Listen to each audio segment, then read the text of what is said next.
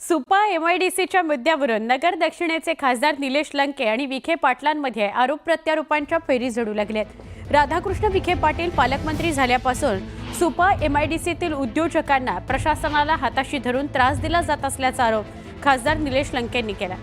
दरम्यान लपून वार करू नयेत, समोरून वार करावेत, आमची ही 2 हात करण्याची तयारी आहे असं खुलं आव्हान खासदार निलेश लंके यांनी पालकमंत्री राधाकृष्ण विखे पाटील यांना दिलं। दरम्यान निवडणुकीच्या काळात तुम्ही दिलेल्या आश्वासनातली एकही पूर्ण केलीत का असा सवाल माजी खासदार सुजय विखे पाटलांनी विचारला। त्याचबरोबर आपला नाकर्तेपणा झाकण्याकरता काही लोक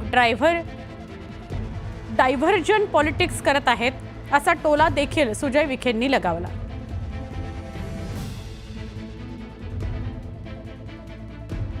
सूट काय सांगायचं, सुपा एमआयडीसीतली गुंडगिरी थांबवायची, सुपा एमआयडीसीतली दहशत थांबवायची। अरे सुपा एमआयडीसीतली जर गुंडगिरी आहे, सुपा एमआयडीसी जर दहशत असते ती एवढी एमआयडीसी वाढली नसती ना।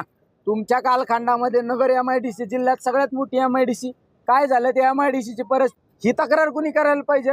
एखाद्या उद्योजकांनी सांगायला पाहिजे का निलेश लंकेंचं नाव वापरून किंवा निलेश लंकेने आम्हाला फोन केला, आम्हाला हप्ते मागितले। अरे खरे तो गुंड तुम्ही आहेत। 1.5 वर्षामध्ये खासदार या नात्याने एकही प्रकल्प या जिल्ह्याच्या युवकांच्या दृष्टिकोनातून, जिल्ह्याच्या जनतेच्या दृष्टिकोनातून सकारात्मक असावा असा एकही प्रकल्प त्यांना आणता आला नाही।